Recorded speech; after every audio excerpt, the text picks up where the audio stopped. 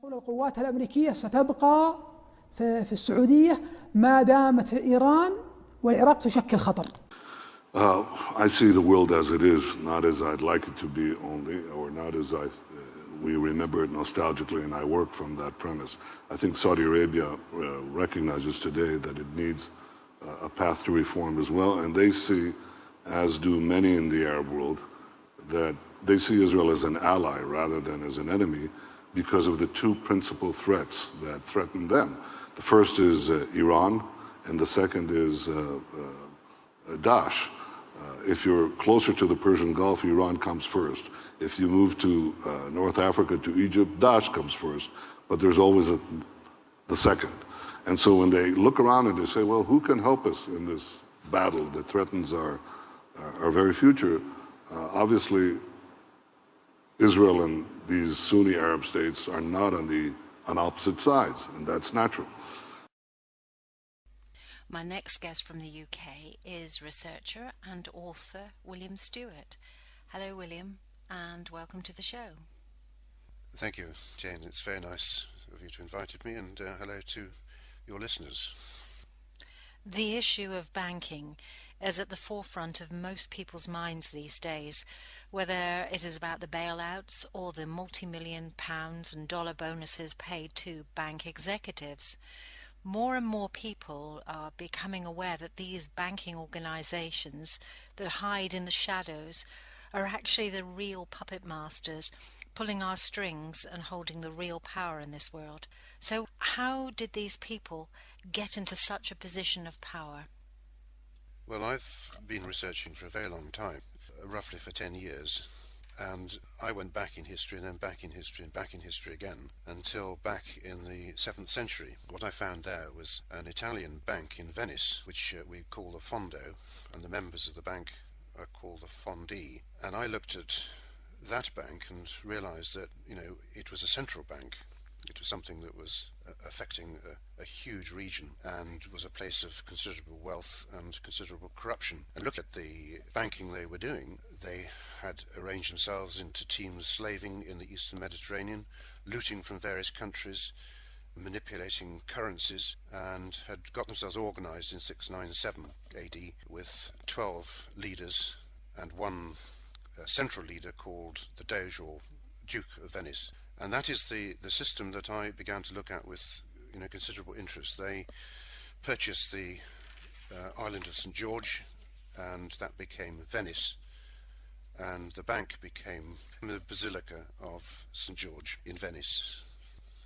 You're saying that these early bankers obtained some of their income from looting, slaving, and general criminal activities. That all sounds familiar.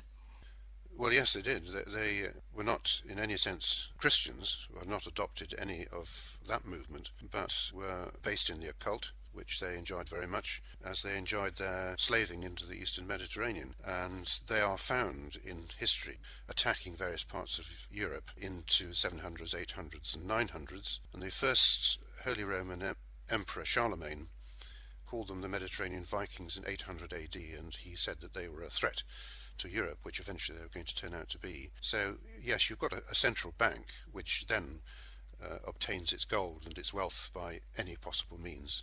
What is the next stage in this journey?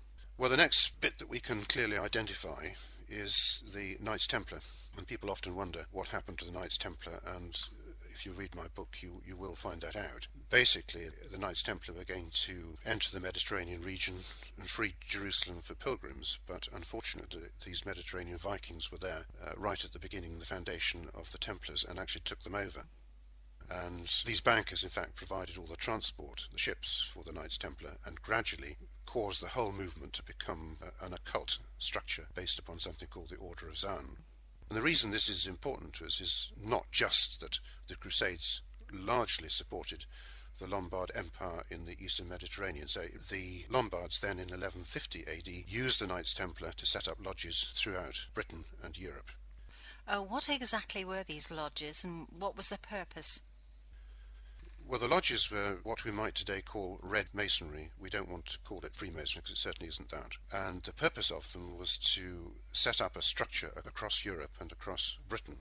So you had the first 4 lodges, one in Stockholm, one in Naples, one in Paris, and one in Edinburgh. And from these lodges they began to subvert the financial structures of both Europe and of Britain. And the situation over 200 years, that is from around 1150 to 1340, became so severe that all the nations were bankrupt, and the kings of all these nations, plus the Pope, got together and began a campaign of removing the Lombards in their first invasion of Europe.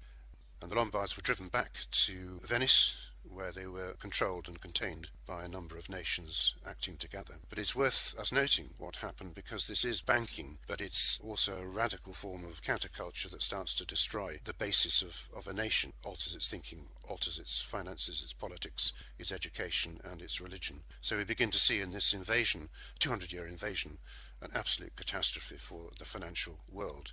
And if that doesn't ring bells for us, it really ought to, because we can go on and trace this process a little bit further. So are you actually saying that England itself was bankrupt during this 200-year period?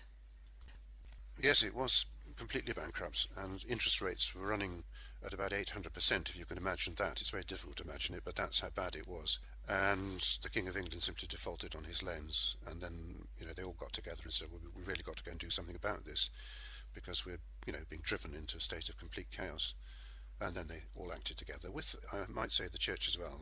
The Roman Church joined in and helped provide leadership to remove these people from our nation. So after these Lombard banking families were driven back to Venice, what happened to them then?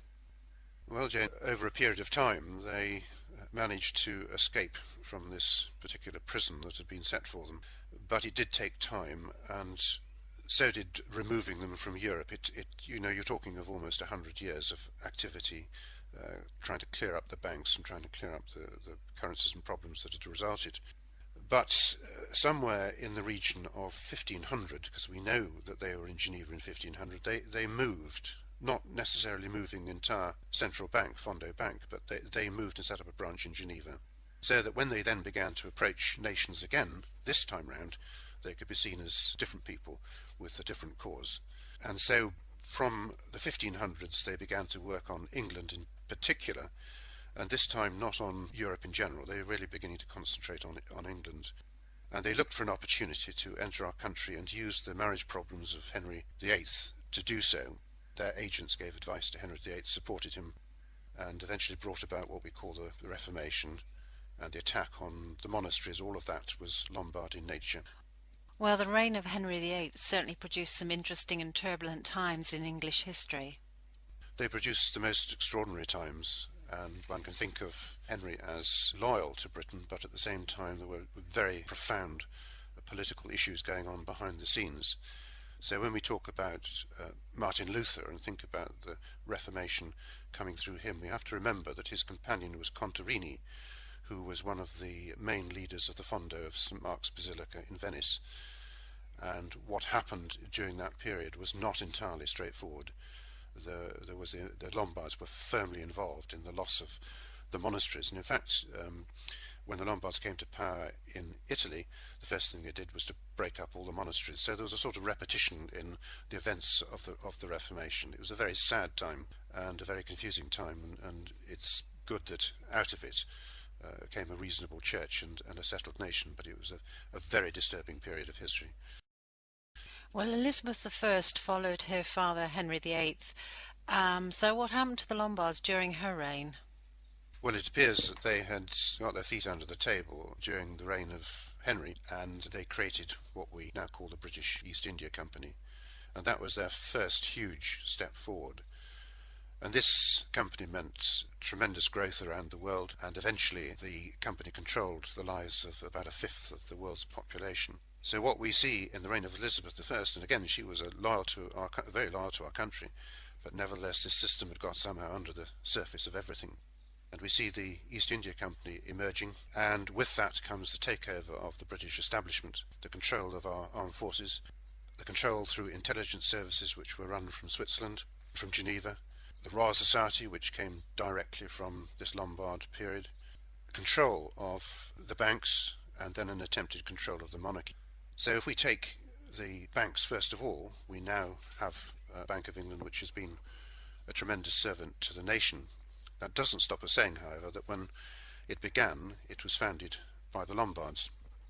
They moved their banking arrangements to Geneva, then to Holland, and then across the Channel to England. And when the bank was opened, it was opened by 7 bankers, which is quite significant in some ways because we'll mention that again. They introduced into our country the first issues of paper money, and with that came a national debt. So in 4 years the debt rose from 1.6 million to approximately 16 million, which of course in those days was pretty disastrous. So what we begin to see is the gradual takeover of the nation, and it's worth knowing that these bankers, just like ivy creeps somewhere, found their way into just about every aspect of the nation, including into the big houses and into society in general.